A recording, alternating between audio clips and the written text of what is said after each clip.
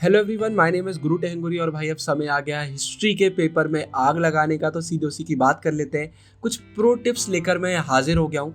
तो देखिए, हमारे चैनल पर पहले ही एक वीडियो आ चुका है जहाँ पर मैंने आपको पूरा प्रिपरेशन टिप्स का बता दिया है। उसको आप सबने देख भी लिया होगा।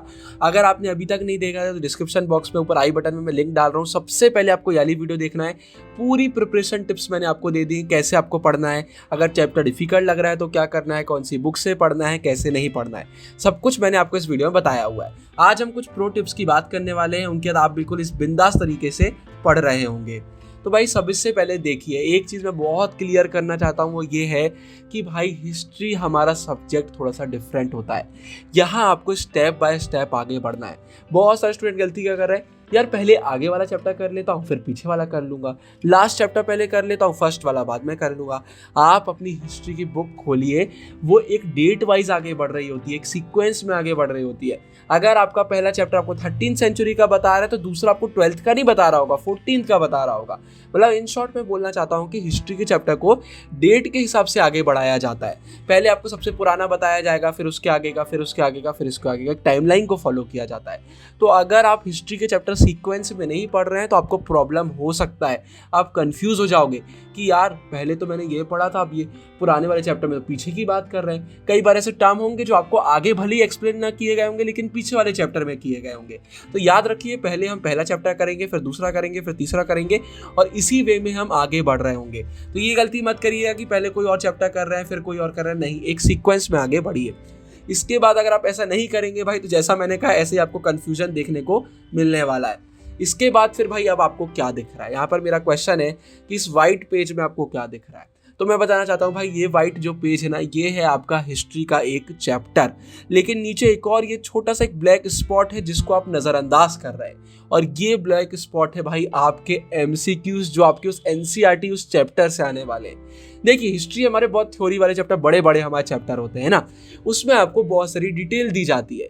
लेकिन उस चैप्टर से एमसीक्यू में क्या आता है, सिर्फ इतना सा पार्ट। अब ये पार्ट क्या होता है भाई, आपके नेम्स हो गए, आपके इंपॉर्टेंट पॉइंट्स हो गए, आपके डेट्स हो गए, या कोई भी ऐसे डिफिकल्ट वर्ड दिए होते हैं जिनके मीनिंग भी वहाँ पर दिए होते हैं वो हो गए, या पूरे पैराग्राफ से जो 2-3 पॉइंट निकल रहे होते हैं वही एमसीक्यू में हमें देखने को मिलते हैं। क्योंकि भाई एमसीक्यू में वो पूरा पैरा नहीं लिख सकते, वहाँ पर आपको आंसर लिख कर नहीं आना है, आपको टिक करना है, आपको एमआर शीट में एक कोई ऑप्शन फिल करना है। एक ऑप्शन ज़्यादा से ज़्यादा एक लाइन का होगा, इससे बड़े ऑप्शन आते भी नहीं है। तो याद रखिए कि हमें भाई इन चीज़ों पर फोकस करना है। एक सिंपल एग्जांपल मैं आपको देता हूँ। सपोज मुझसे कोई बोलता है कि भाई अपनी लाइफ रिलेटेड आप एक एमसीक्यू पेपर बना दो, तो मैं आपसे क्या क्वेश्चन पूछूंगा, मेरा नाम क्या है, मेरा निकनेम क्या है, मेरा डेट ऑफ बर्थ क्या है, मेरी बर्थ प्लेस क्या है, मैं अभी क्या पढ़ाई कर रहा हूँ। मतलब मैं ऐसे क्वेश्चन पूछूंगा जो मेरी लाइफ के कुछ बेसिक क्वेश्चन है। मैं आपसे ये नहीं पूछ रहा हूँ कि मैंने कल क्या किया था, मैंने परसों क्या किया था, या मैं अपनी पूरी लाइफ में अभी कैसे अपना डेली रूटीन फॉलो कर रहा हूँ। ये सब चीज़ें नहीं आती है। ऐसे ही चैप्टर में जाता है। चैप्टर में आपको एक चीज़ को समझाने में बहुत सारी चीज़ें दी होती हैं, वो सब इंपॉर्टेंट नहीं होती है। इंपॉर्टेंट होता है छोटा सा एक एरिया जो आपका एमसीक्यू बन जाता है। अब अगर आपको खुद को मालूम है भाई कि एनसीईआरटी में कैसे हम हाईलाइट करते हैं, कैसे ऐसे छोटे छोटे पार्ट्स को ढूंढते हैं जो एमसीक्यू सीरीज में आ सकते हैं, तो वेल एंड गुड। लेकिन अगर आपको नहीं पता है तो भाई आपका काम पहले ही हमने हल्का कर दिया है हमारी एमसीक्यू सीरीज से, जिससे फंसना पक्का है। पूरा एनसीईआरटी कवर किया और इससे 100% आपको फंसेगा, तो इसको करना तो आपको भूलना ही नहीं है।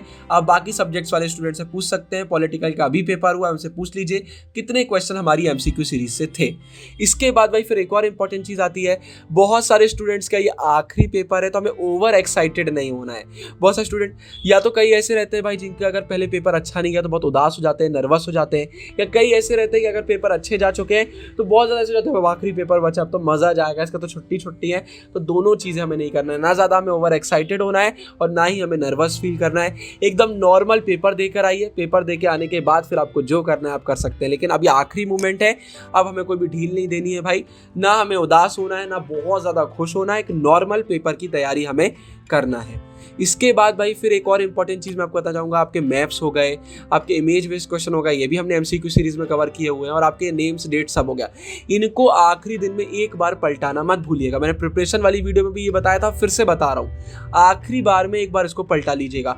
पॉलिटिकल में कितने सारे बच्चों का कमेंट आया, भैया आखिरी में आपके इमेज बेस्ड क्वेश्चन देखे, भैया आखिरी में हमने आपके एडिट टॉपिक देखे, पूरे क्वेश्चन आ गए। ये आपको इनमें भी होगा। ये आप आखिरी में जब पढ़ के जाएंगे ना तो वहाँ भूलते नहीं है, तो इसको आखिरी में करना मत भूलिएगा।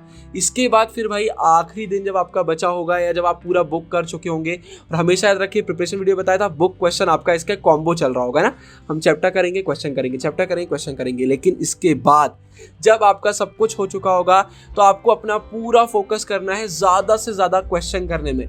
आप एमसीक्यू सीरीज देख चुके हो, फिर से एक बार देख लो, आपने वो कर लिया, आपको कोई और सोर्स से क्वेश्चन करने का मन है, वैसे मैं आपको अभी बता रहा हूँ MCQ series more than sufficient है, उसके अलावा कुछ और करने की ज़रूरत नहीं है। तो वही बोलूँगा, फिर से करो, जितनी बार आप क्वेश्चंस को बार बार देखोगे ना उतने अच्छे से आपको सब बन रहा होगा। तो जितने ज़्यादा क्वेश्चन कर सकते हो एनसीईआरटी हाईलाइट करिए, उसको पढ़ लो, ये आप काम करो। मतलब आखिरी मोमेंट पे हमारा पूरा फोकस होना चाहिए। हम मैप पलटा के देख रहे हैं, इमेजेस पलटा के देख रहे हैं, नेम्स देख रहे हैं, डेट्स देख रहे हैं, एमसीक्यू सीरीज देख रहे हैं, इस पर आप फोकस करिए। इसके बाद आखिरी में एक और बहुत इंपॉर्टेंट चीज़, कुछ बच्चों का कमेंट आ रहे भैया ऐसा लग रहा है सब भूल गए। पहली चीज़, ये आपके साथ बस नहीं हो रहा है, सबके साथ होता है, मेरे साथ भी हुआ था। लेकिन इसका मैं आपको एक सिंपल सा उपाय बता देता हूँ। आपकी भाई बुक के जो चैप्टर हैं या तो आप वो एक्सप्लेनेशन वीडियो से कर सकते हो, क्योंकि पूरा एनसीईआरटी कॉपी पेस्ट करके हम पढ़ाते हैं। लेकिन अगर आप बुक भी कर रहे हैं तो आपको डरने की कोई बात नहीं है। जो हमारी एमसीक्यू सीरीज आई है ना, वो हमने एनसीईआरटी को फॉलो करके बनाया है। तो आप जब एमसीक्यू सीरीज को कर रहे होंगे तो बाजू में अपनी एनसीईआरटी बुक खोल कर बैठिएगा। तो आपको ऐसा लग रहा होगा यार भैया तो पूरी बुक ही रिवाइज करवा रहे हैं हमको, तो आपको उसमें बहुत मदद हो जाएगी। आप कुछ भी जो भूले होगे सब आपको याद आ जाएगा। तो एक सिंपल सी चीज़ है जो आप बिल्कुल कर सकते हो। आखिरी में इतना आप कर लो भाई, फिर आपकी सक्सेस तो तय है। ऐसे ही मेहनत करते रहिए, ऐसे ही सपोर्ट करते रहिए। वीडियो पसंद आए तो सबसे पहले शेयर करिएगा, फिर लाइक कमेंट बाकी चीज़ आप कर सकते हैं। डाउट बचा है तो कमेंट में ज़रूर पूछिएगा। डिस्क्रिप्शन में बहुत इंपॉर्टेंट लिंक्स मैं आपके लिए दे रहा हूँ। ऊपर आपको एंड स्क्रीन भाई एमसीक्यू सीरीज की प्लेलिस्ट मिल जाएगी। प्रिपरेशन टिप्स वाली वीडियो देखना मत भूलिएगा भाई। अब बाकी मैं चलता हूँ, आप लोग पढ़ाई करते रहिए। हम सब आप पर बहुत प्राउड फील करते थे, करते हैं और करते रहेंगे। Bye bye.